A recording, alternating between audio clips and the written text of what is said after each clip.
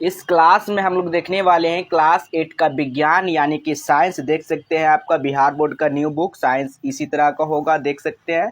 तो हम लोग सीधा चैप्टर नंबर 4 देखने वाले हैं, क्योंकि चैप्टर नंबर 1 से लेकर 3 तक हम लोग करवा चुके हैं। तो चैप्टर नंबर 4 में आपको पढ़ना है दहन और ज्वाला, ठीक है। दहन मतलब क्या होता है बाबू? जलना, ठीक है। तो इसी के बारे में हम लोग पूरा अध्ययन करने वाले हैं, साथ में इसका क्वेश्चन आंसर हम लोग देखने वाले हैं।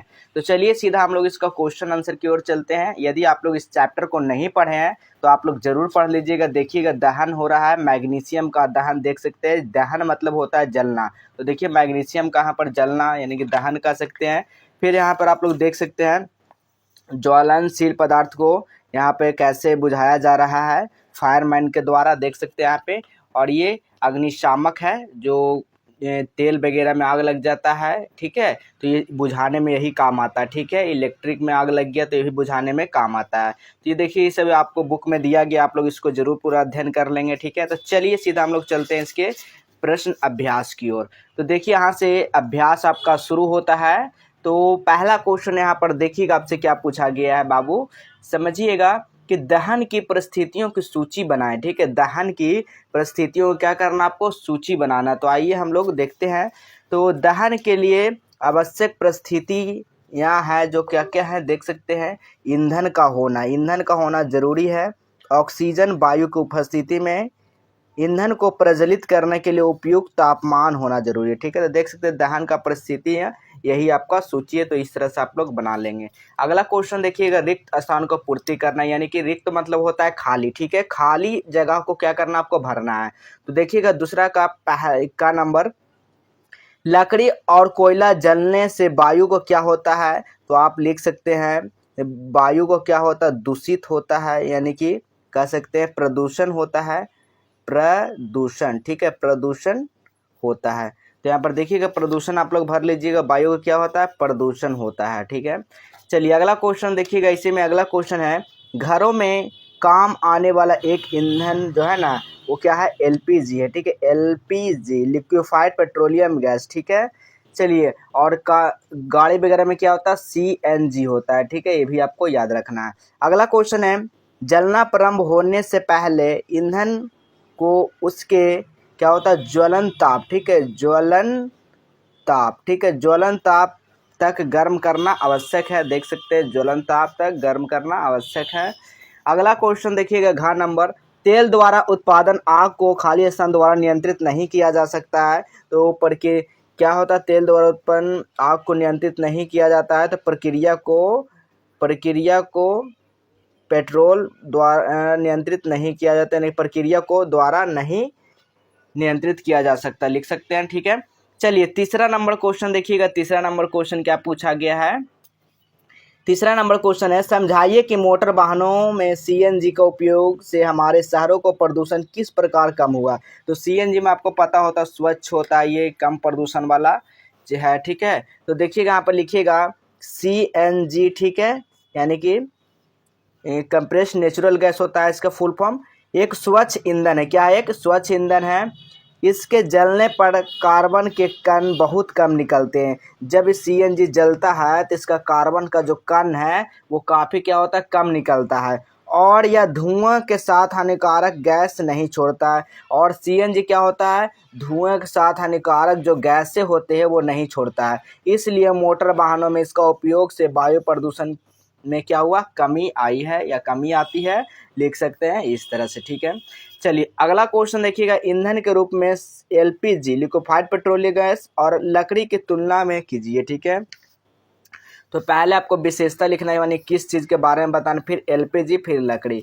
तो विशेषता क्या आता है, धुआं, धुआं में क्या आता है, एलपीजी कभी गैस नहीं छोड़ती है, और लकड़ी क्या होता है, गैस छोड़ती है, लिख सकते हैं। उसी तरह से यहाँ पर देख सकते हैं, यहाँ पर ऊष्मीय मान होता है एलपीजी का आपका 55,000 के यानी कि किलो जूल होता है, ठीक है। यहीं पर आपका लकड़ी में कम होता है, ठीक है। तो इस तरह से लिखते हैं। पर्यावरण में क्या होता है, एलपीजी स्वच्छ होता है और लकड़ी जो होता है प्रदूषित करती है, ठीक है। और संग्रहण क्या होता है, सिलेंडर में सरल होता है लेकिन लकड़ी में कठिन होता है, ठीक है। इस तरह से आप लोग बना सकते हैं। चलिए अगला क्वेश्चन हम लोग देखेंगे जी। अगला क्वेश्चन 5 नंबर क्वेश्चन है, पूछा गया कि कारण बताना आपको, ठीक है। तो कारण बताइएगा। विद्युत उपकरण में संबंध आग पर नियंत्रित पाने हेतु जल का उपयोग नहीं किया जा सकता है।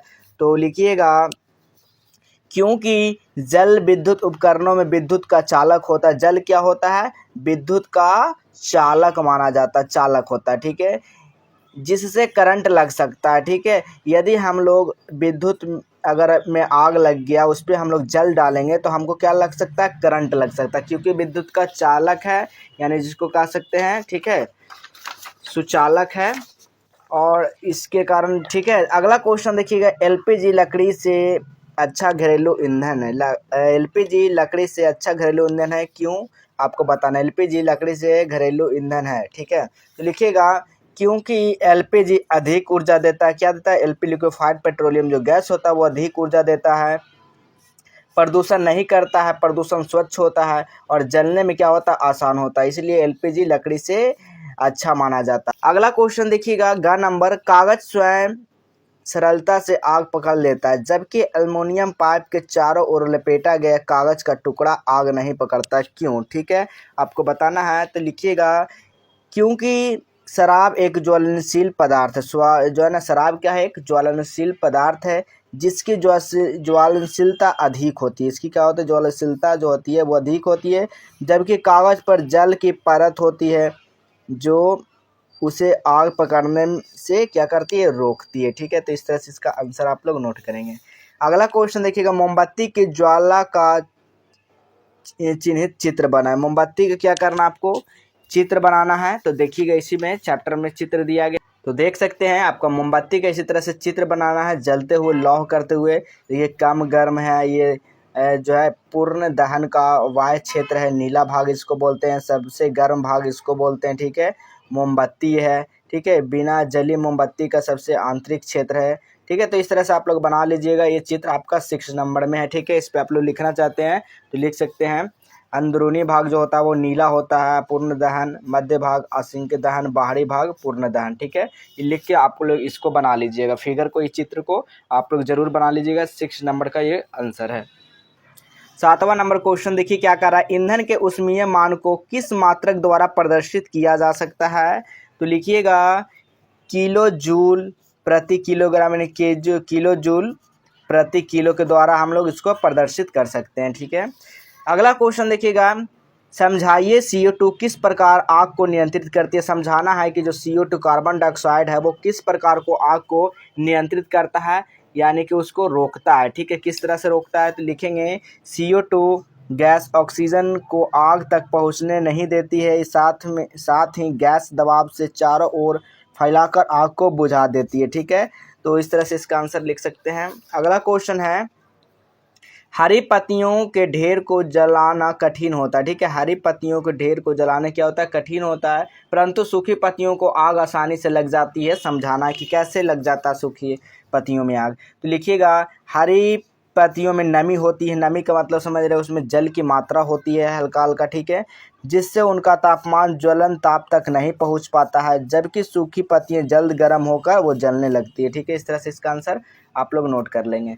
अगला क्वेश्चन है, सोने और चांदी का पिघलाने के लिए स्वर्णकार ज्वाला के किस क्षेत्र का उपयोग करते हैं और क्यों, ठीक है। तो लिखिएगा, स्वर्णकार ज्वाला के बाहरी नीले भाग का उपयोग करते हैं, क्योंकि यह भाग सबसे अधिक गर्म होता है। जैसे आपको बताए थे चित्र में कि वो नीला जो भाग होता है सबसे अधिक होता है और पूर्णतः दहन हो जाता है, ठीक है। इसके कारण पिघलाते हैं सोना और चांदी को इसी लौह से, ठीक है। 11 नंबर क्वेश्चन है, एक प्रयोग में 4.5 kg यानी कि 4.5 kg ईंधन का पूर्णतया दहन किया गया, उत्पन्न ऊष्मा का तापमान जो है ना यहाँ पे 1,80,000 kg जूल था। तो ईंधन का ऊष्मीय मान परिकलित कीजिए। तो लिखना है कि ऊष्मीय मान कुल ऊष्मा बटा ईंधन का द्रव्यमान, ठीक है। तो यहाँ पर दिया गया 18 लाख बटा 4.5 kg। तो आपका इसका आंसर निकल कर आएगा, आप लोग इसको कट कीजिएगा तो ठीक है, इसको काटिएगा तो आपका कितना निकल कर आ जाएगा? 40,000, ठीक है। 40,000 kg जूल आपको इसका आंसर निकल कर आ जाएगा। अगला क्वेश्चन देखिएगा, क्या जंग लगने के प्रक्रम को दहन कहा जा सकता है? विवेचना करें। क्या जंग लगना को दहन हम लोग बोल सकते हैं? तो लिखिएगा हाँ जल लगने से प्रज्वलित जंग है ना, जंग लगने से ऑक्सीजन का पूर्ति को रोकता है जिससे आग बुझ जाती है, परंतु ये आग को प्रभावित नहीं करता है। यहाँ पर जंग के बारे में, यहाँ पर जल के बारे में लिखा गया। ठीक है, चलिए कोई बात नहीं है, जल के बारे में लिखना जरूरी ही है। ठीक है, चलिए अगला क्वेश्चन देखिएगा। आविदा और रेशम ने एक प्रयोग किया जिसमें बीकर में रखे जल को गर्म किया गया। आविदा ने बीकर को मोमबत्ती ज्वाला के पीले भाग के पास रखा। रमेश ने बीकर को ज्वाला सबसे बाहरी भाग के पास रखा। किसका पानी कम समय में गर्म होगा? तो सबसे कम समय में किसका होगा? तो लिखिएगा रेशम का पानी जल्दी गर्म होगा क्योंकि वो ब्लू लौह के पास रखा था, क्योंकि ज्वाला बाहरी भाग में सबसे अधिक गर्म होता है, पूर्णतः दहन क्षेत्र है। ठीक है, तो यहाँ पर सबसे जल्दी जो होगा वो किसका होगा? रेशम का होगा। ठीक है, तो इस तरह से यहाँ पर लिख सकते हैं कम किसका हो जाएगा। तो यहाँ पर पूछा गया है, तो जिसको अंदर वाला भाग होगा उसको कम समय में उसको गर्म होगा। ठीक है, तो इस तरह से आप लोग इसका आंसर लिख सकते हैं। तो हम लोग चैप्टर नंबर पूरा 4 का कंप्लीट करा दिए हैं। यदि आप लोग इसका PDF डाउनलोड करना चाहते हैं तो कैसे डाउनलोड कर सकते हैं, आइए देखते हैं। सबसे पहले काम क्या करना है, गूगल को ओपन करना, वहाँ पे सर्च करना जस्ट बेल हेल्प। जैसे सर्च करेंगे तो इस तरह के यहाँ पे वेबसाइट आएगा, इस पर आपको क्लिक कर देना है। जैसे यहाँ पर क्लिक करेंगे तो इस तरह का साइट यहाँ पर ओपन आपके सामने हो जाएगा। ठीक है, अब यहाँ पर देखिएगा मेनू पे आप लोग क्लिक करिएगा तो यहाँ देखिए आंसर की है, तो आंसर की पे आप लोग को क्लिक कर देना है। जैसे आंसर की पे क्लिक करेंगे तो यहाँ पर देखिए सारा सब्जेक्ट का यहाँ पर आंसर की आपको देखने को मिल जाएगा। जो भी सब्जेक्ट का डाउनलोड करना चाहते हैं, विज्ञान का, साइंस का, यानी जो भी कंप्यूटर का, हिंदी का, इंग्लिश का,